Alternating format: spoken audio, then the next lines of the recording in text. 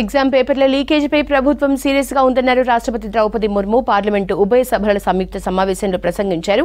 NDA సర్కార్ విధానాలు పోగొడుతూ president ఉపన్యాసం కొనసాగింది.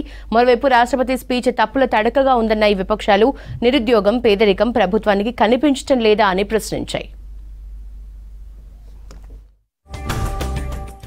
ఎన్డీఏ సర్కార్ దేశ అభివృద్ధికి విప్లవాత్మక నిర్ణయాలు తీసుకుంటుందన్నారు రాష్ట్రపతి ద్రౌపది ముర్ము. గత 10 ఏళ్లలో దేశంలో శాంతి భద్రతలు మెరుగయ్యాయన్నారు. పెట్టుబడి, ఉపాధి కల్పనకు ప్రభుత్వం ప్రాధాన్యత ఇస్తోందని చెప్పారు. భారత్ త్వరలోనే ప్రపంచ ఆర్థిక శక్తిగా అవతరిస్తుందన్నారు. పార్లమెంటు ఉభయ సభలను ఉద్దేశించి ముర్ము ప్రసంగించారు. మోదీ సర్కార్ ప్రాధాన్యతలను వివరించారు. అంతకుముందు పార్లమెంట్ చేరుకున్న ముర్ముకు ప్రధాని మోదీ, లోక్సభ స్పీకర్, राज्यसभा चेयरमैन स्वागतम पलिकारू। 2 साल पहले भारत के बैंकिंग सेक्टर को डूबने से बचाने के लिए सरकार ने बैंकिंग रिफॉर्म्स किए, आईबीसी जैसी कानून बनाए। सार्वजनिक क्षेत्रों के बैंकों के लाभ 2023-24 में 1.4 लाख करोड़ रुपये को पार कर गया, जो पिछले वर्षों की तुलना में 35% अधिक है। నీట్, నెట్ వంటి పరీక్షల్లో అవకతవకలపై సమగ్ర విచారణ జరుగుతోందన్నారు ప్రెసిడెంట్ ముర్ము. పేపర్ లీకేజీ నిందితులపై కఠిన చర్యలు తీసుకుంటామన్నారు. ప్రభుత్వం చేపట్టే అన్ని పరీక్షల్లో పారదర్శకత ఉండే విధంగా చర్యలు ఉంటాయన్నారు. हाल ही में कुछ परीक्षाओं में हुई पेपर लीक की घटनाओं की निष्पक्ष जांच और दोषियों को कड़ी से कड़ी सजा दिलवाने के लिए मेरी सरकार प्रतिबद्ध है। రాష్ట్రపతి ప్రసంగంపై ఇండియా కూటమి తీవ్ర అభ్యంతరం చెప్పింది. రాష్ట్రపతి ప్రసంగం బీజేపీ స్పీచ్ లా ఉందని విమర్శించింది. యువత, పేదలు, మహిళలకు ఎలాంటి భరోసా లభించలేదన్నారు AICC general secretary MP KC Venugopal. No expectation for the people of this country, no expectation for the youth of this country, no expectation for the farmers of the country, no expectation for the women of this country. Nothing is there. That's only one political jumlas only. Political jumlas only. Nothing else. రాష్ట్రపతి ప్రసంగంలో emergency గురించి ప్రస్తావించాల్సిన అవసరం లేదన్నారు కాంగ్రెస్ నేత శశి థరూర్. దేశంలోని సమస్యల గురించి మాట్లాడితే బాగుండేదన్నారు. इस समय 49 साल के बाद ये जो इमरजेंसी के बाद जिक्र किया, मेरे ख्याल में कोई लॉजिक नहीं था उस विषय पे।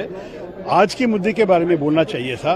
हम नीट परीक्षा के बारे में कुछ नहीं सुना, हमारे युवाओं की बेरोजगारी के बारे में कुछ नहीं सुन पाए, तो बड़ी जरूरी विषय है। కొత్త సీసాలో పాత వైన్ల రాష్ట్రపతి ప్రసంగం ఉందన్నారు MIM chief MP Asaduddin Owaisi. ప్రసంగం మొత్తంలో మైనార్టీలు, నిరుద్యోగం గురించి ప్రస్తావనే లేదన్నారు. पहले तो यह है कि बीजेपी अभी भी ये समझ रही है कि वो 2019 के रिजल्ट में है, तो अभी उर्दू में कहते हैं कि अभी ख्वाब गफलत से बेदार नहीं हुए हैं। दूसरी बात यह है कि इस पूरे प्रेसिडेंट के एड्रेस में कहीं पर भी लफ्ज माइनॉरिटी का इस्तेमाल नहीं हुआ।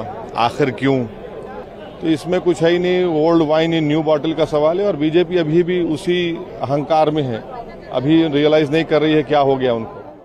రాష్ట్రపతి ప్రసంగంపై విపక్షాలు తప్పుడు ప్రచారం చేస్తున్నాయన్నారు ఎన్డీఏ నేతలు. ప్రెసిడెంట్ స్పీచ్ లో ఎమర్జెన్సీ నాటి పరిస్థితులు ప్రస్తావించడం గర్వంగా ఉందన్నారు. కాంగ్రెస్ నేతలు రాజ్యాంగంపై కపట ప్రేమ నటిస్తున్నారని విమర్శించారు ఎన్డీఏ నేతలు. परम आदरणीय राष्ट्रपति जी ने अपने नई लोकसभा के उद्घाटन भाषण में इमरजेंसी की त्रासदी को याद कराया। जेपी मूवमेंट में बिल्कुल यंग स्टूडेंट एक्टिविस्ट थे, तो आज ये बात करते हैं। नाखून नोचे गए थे संघ के स्वयंसेवकों के, प्रेस पर्सन सब की गई, जजेस को सुपरसीड किया गया था। దర్యాప్తు సంస్థలను కేంద్రం దుర్వినియోగం చేస్తోందంటూ రాష్ట్రపతి ప్రసంగాన్ని బహిష్కరించారు ఆప్ ఎంపీలు. మోదీ సర్కార్కు వ్యతిరేకంగా పార్లమెంటు ప్రాంగణంలో నిరసన తెలిపారు. ఢిల్లీ సీఎం కేజ్రీవాల్ ను అక్రమంగా అరెస్టు చేశారని ఫైర్ అయ్యారు ఆప్ నేతలు. लोकतंत्र में तानाशाही नहीं चलेगी, नहीं चलेगी। लोकतंत्र जिंदाबाद, जिंदाबाद, जिंदाबाद। संविधान जिंदाबाद।